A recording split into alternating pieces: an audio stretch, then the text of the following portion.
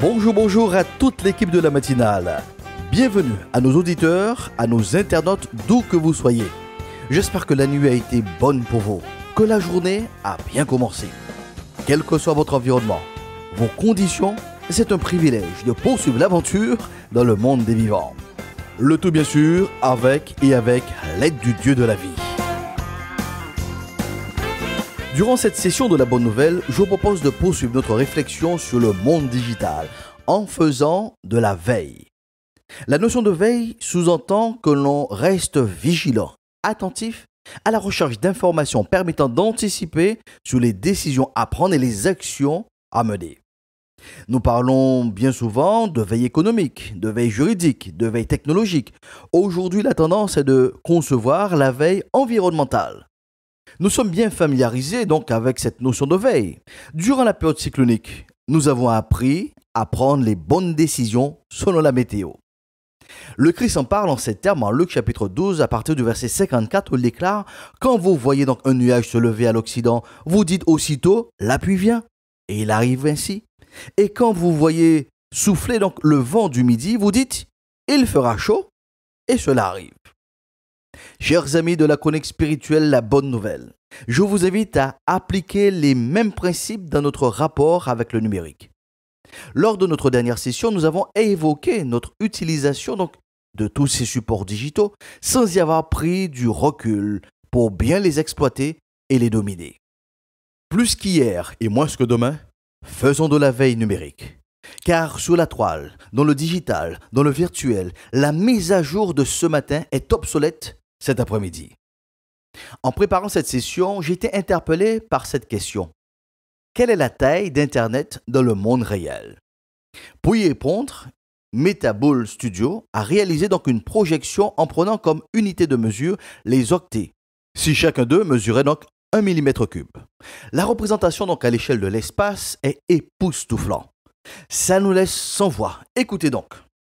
Sous la base d'un octet, comme on vient de le dire, qui mesurerait donc 1 mm3, ce qui représenterait donc l'équivalent d'une lettre de l'alphabet sur le net, nous aurons donc 10 octets, équivalent de 1 ou 2 mots sur Internet, donc 10 mm3, 100 kilooctets, donc 100 cm3, permettrait donc d'avoir une résolution moyenne donc d'une photo par exemple. Quant à 1 gigadoctet, cela permet donc de stocker l'équivalent d'une petite fourgonnette remplie de livres. Nous sommes déjà donc à 1 mètre cube.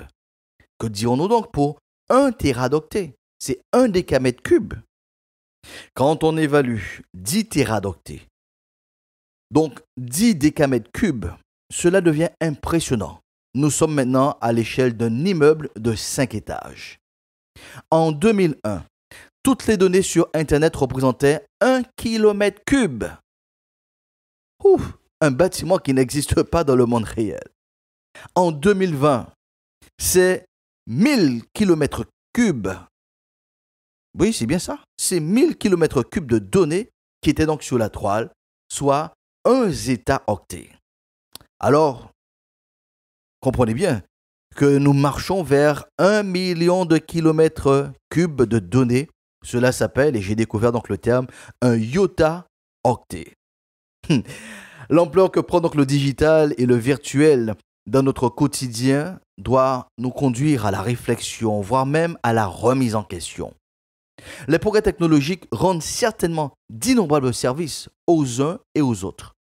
Malheureusement, ils creusent aussi le fossé entre les uns et les autres. Depuis l'invention de l'écriture, en passant par l'invention de l'imprimé, la problématique demeure jusqu'à ce jour. Voyez-vous, les problématiques à venir, telles que la fracture numérique, risquent de s'amplifier plus que jamais. La crise Covid l'a révélé. Tous les élèves n'ont pas eu donc les mêmes moyens, les mêmes conditions pour suivre donc les cours en ligne. Aujourd'hui, le défi est de mettre à jour nos seniors pour qu'ils puissent assurer leur quotidien, cette fois-ci en ligne. Voyez-vous, bientôt, c'est uniquement en ligne que vous prendrez donc des rendez-vous médicaux.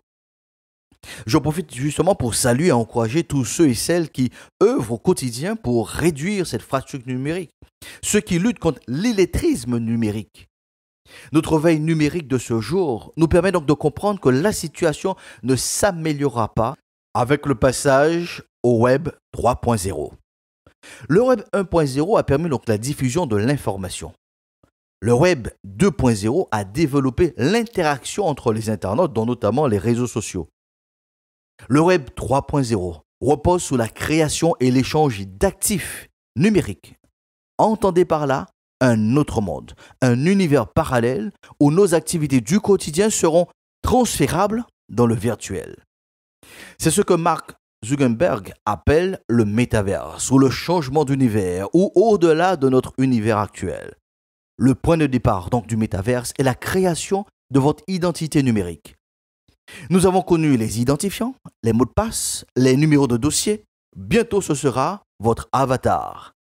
C'est la possibilité d'être une autre personne dans le virtuel en fonction bien sûr de vos critères pour sa création. À partir de là, tout ce que vous pouvez faire dans le monde physique sera envisageable dans le métaverse. Rencontrer des amis, participer à un anniversaire, faire une démarche administrative, travailler, faire du sport, participer à un colloque, à un concert et autres. En 2021, imaginez-vous, la Barbade a été le premier État à proposer une ambassade dans le métaverse. La première ambassade technologique. À bon entendeur, salut, car ce n'est que le début du commencement. Certains pourraient se demander si la connecte spirituelle s'est transformée en connecte numérique. Rassurez-vous, vous êtes bien dans l'émission La Bonne Nouvelle animée par le pasteur Josias. D'autres pourraient s'interroger sur quelle bonne nouvelle peut-on dégager. Eh bien donc, à partir de ce sujet. Là aussi, soyez rassurés, il y a toujours une bonne nouvelle, une parole du Christ qui s'adapte à notre situation. Il est certain que le Web 3.0 est en marche. Il est même inévitable. Par contre, nous pouvons mieux y faire face si nous faisons de la veille numérique et de la veille spirituelle. La notion de veille spirituelle transcende les questions de religion, de doctrine, de dénomination. Nous faisons face à de réels enjeux sociétaux où l'homme aspire à créer un autre univers selon ses normes, selon ses critères. La recommandation de Saint Paul est de prendre soin de choisir les bons matériaux pour toute nouvelle construction.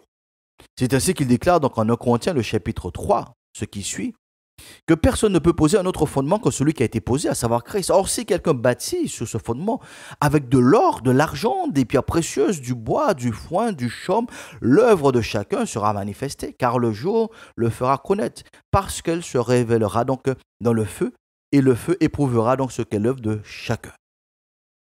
En substance, nous devons donc retenir que les bases pour le bon fonctionnement donc des relations humaines ont été bien posées par le Dieu de la vie. Nous, en tant que gestionnaires, nous devons faire très attention aux principes, aux valeurs que nous souhaitons donc utiliser dans le Web 3.0. N'utilisons pas donc, des matériaux qui soient donc bon marché, qu'on a dit. Le prochain monde virtuel est inévitable et il ne doit pas se bâtir au détriment de la valeur de la dignité humaine. Rappelons-nous de ces vérités, de ces bonnes nouvelles. C'est l'intelligence humaine qui a inventé toutes ces choses. De ce fait, je suis plus intelligent que mon smartphone et ses consorts. Chers amis, nous devons cultiver un esprit critique, nous devons cultiver le discernement, comme nous savons si bien le faire avec la météo. Qu'on nous a dit en créole, premier saut, pas saut. Ok, pour le Web 2.0, nous y sommes entrés à notre insu. Pour le Web 3.0, c'est la tête sur les épaules qu'il va falloir faire la part entre le virtuel et le réel. Ne soyons pas ou ne soyons plus des consommateurs, des hommes et des femmes que l'on sommes, que l'on oblige à. Soyons réalistes. Qu'est-ce qui motive le Web 3.0 si ce n'est que des intérêts financiers? Là aussi, soyons vigilants pour que l'amour de l'argent ne détruise pas ce qu'il y a de plus important, l'amour, les relations humaines de qualité. À quoi cela me servirait-il d'être bien équipé, d'avoir une superbe connexion fibrée, d'être à l'aise dans le Web 3.0 si je n'ai pas d'amour pour mon prochain, celui que je vois en chair et en os? Car l'amour est patient, il est plein de bonté, l'amour n'est pas envieux, il ne cherche pas à se faire valoir, il ne s'enfle pas d'orgueil, il ne fait rien d'inconvénient, il ne cherche pas son intérêt, il n'agit pas contre les autres, il trame pas le mal ni l'injustice, il est attristé donc par l'injustice, mais il se réjouit de la vérité en toute occasion, il pardonne, il fait confiance et il espère, il persévère. C'est sur ce descriptif indémodable de l'amour que nous arrivons donc au terme de notre session. Durant cette nouvelle semaine, en présentiel ou sur le net, restons vigilants pour conserver l'essentiel, l'amour. Proclamons donc ensemble sur notre pays, la paix de Dieu soit avec vous pour une meilleure saison.